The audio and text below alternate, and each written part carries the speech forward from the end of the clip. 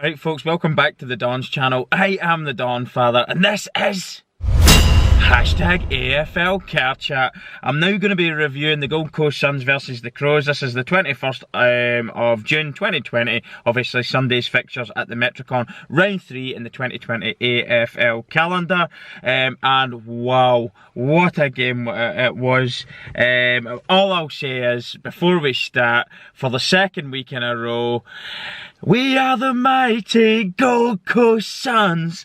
Rings out over the tannoy system. As I said, 2 weeks in a row. Fantastic performance from them. Straight away and into it. They kept the Crows in the first quarter. No scoring whatsoever. 19-0. 2 goals in the way of McPherson and King. Both players were sensational today, actually.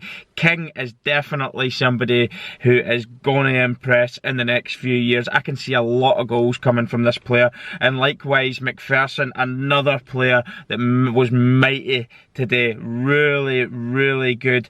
The scoreline was actually quite generous on the Crows in the first quarter. I think there was a lot of behinds in that early stage. I think 7 behinds, obviously 2, 7, 19 to the 0. So yeah, 7 behinds, albeit the behinds that they did score were difficult enough kicks. Not all of them were easy kicks, some of them from the boundary line, difficult angles. King, I think, missed a couple in the first quarter. But the intensity of the Crows, this is just some of the notes that I wrote down. Incredible start from the Crows, relentless pressure, great composure and possession. Not clinical enough in front of goal, which I did mention. Crows, the polar opposite. They have had zero confidence. Just basically making loads of mistakes. They were being rushed. That was down to the severe pressure from the Suns. The Suns were forcing the game, and every time the Crows got the ball, they were being hurried about their work, and they were making a lot of mistakes. It was forced errors because of the hard work from the Suns. So quarter time, 19-0 to the Suns. Brilliant first quarter for them. Second quarter, and the Crows kicked on. The Suns kicked on. They were even better, if it was possible, than what they were in the first quarter, and that was down to the fact that they put the goals on the scoreboard. Sexton with 1, King with another, Ainsworth with 1, and Rowell. Wow, what a goal this was. He charged from centre field, hit it on his weaker foot from a good distance. I think it was about the 50-metre mark with the left boot. Bow, wow, what a goal it was. And I'm really renaming this young man, not Rowell, but Wowell. I mean, absolutely Wowell. He is incredible. 18 years old. He was sensational today. He's strong. He looks big for his age. He's physical in a tackle. He's just absolutely relentless about his work. He's such a team player. When somebody's going in for a tackle, he's there to help them as well. He's skillful in possession. He's brilliant at kicking. He's got great handballing skill. Hand passes are phenomenal. He's just the complete player, and he's only 18. I predict this man is a Brownlow player in the making. I've got no doubt about it. For me, he's arguably, from what I've seen of the last game against West Coast Eagles, the highlights and what I read and what I've seen today, I've got no doubt. So far in 2020, he's up there in the top 3 players, up there with your Cripps and your Lockie Neals already, with how well he's playing. Obviously, maybe too early to say he's in contention for a Brownlow in 2020. He's very young, but wow, rising star. I would be surprised if he didn't get it if he continues in this fashion. So, Fogarty with the only goal for the Crows. Incredible first half. Half time, 43-8.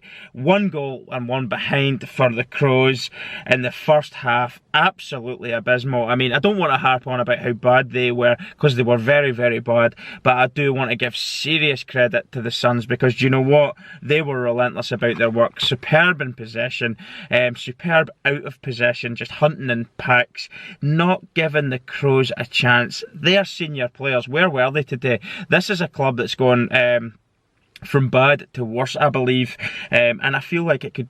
They are probably going to finish last this year, because it just does not look like this is going to stop this rut they're in. Anyway, my notes from the first half was playing with great intensity and hunger. The speed and quality about their work has been excellent. Crows cannot cope, simply being bullied.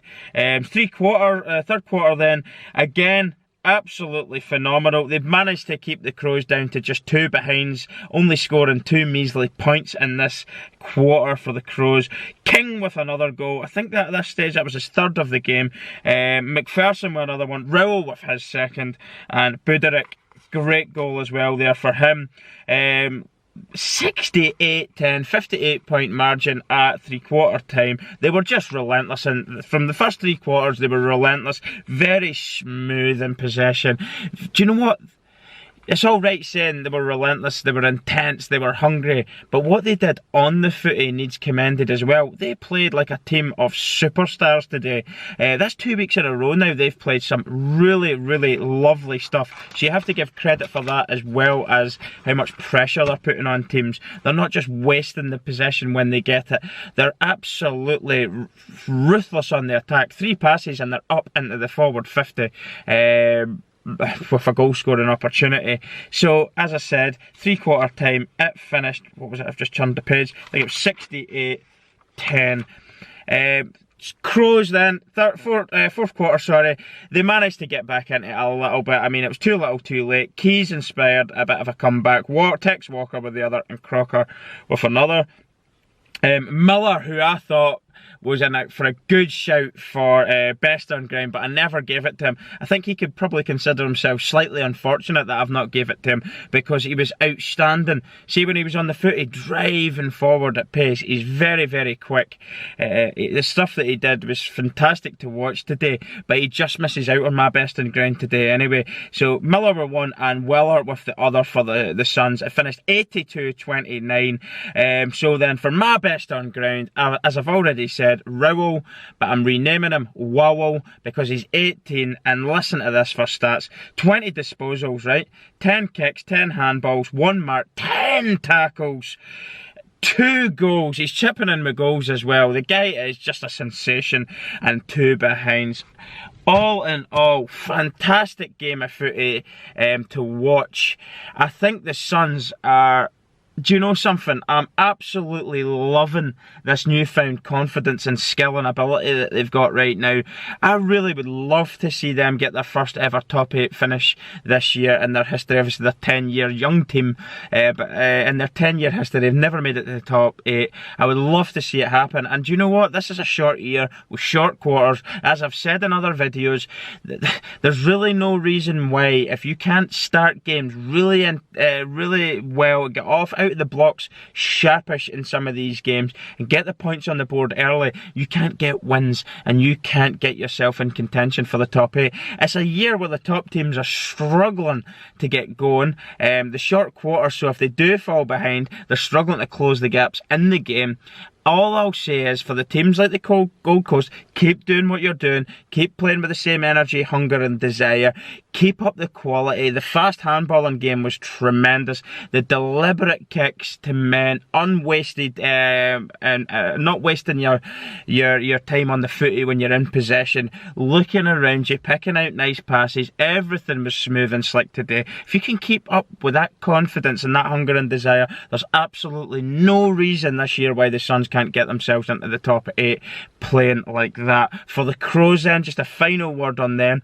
For Crows supporters, do you know what? You don't deserve this. You don't deserve this. None of those players are fit to wear the Guernsey. I think behind the scenes the footy club's in disarray. They're an absolute disgrace off the field, and there's no leadership. Serious lack of leadership off the field. Serious lack of leadership on the field. It's going to go from bad to worse, I reckon. This is probably their lowest point in their 30-year period, from what the commentators have said, and I think it's going to get worse for you. I mean, I can't see the games being much easier from here on in. So grind it out. 2020 is a write-off. Try and look to the future, because right now this season is not going to get any better for you. That's my one piece of sort of advice to you. Write it off. It's not going to happen. Anyway, Gold Coast Suns, congratulations. You have arrived. 2 back-to-back wins. Incredible stuff. We are the sons of the Gold Coast sky. Love that tune. It's great to hear it playing twice. Who knows, Freo next week, and I'm going to see how they do against Power now. And if they're poor, why not? Why not? You've already beat their Western Australian rivals last week. You can beat them too. Good luck, everyone. Enjoy the next game tonight.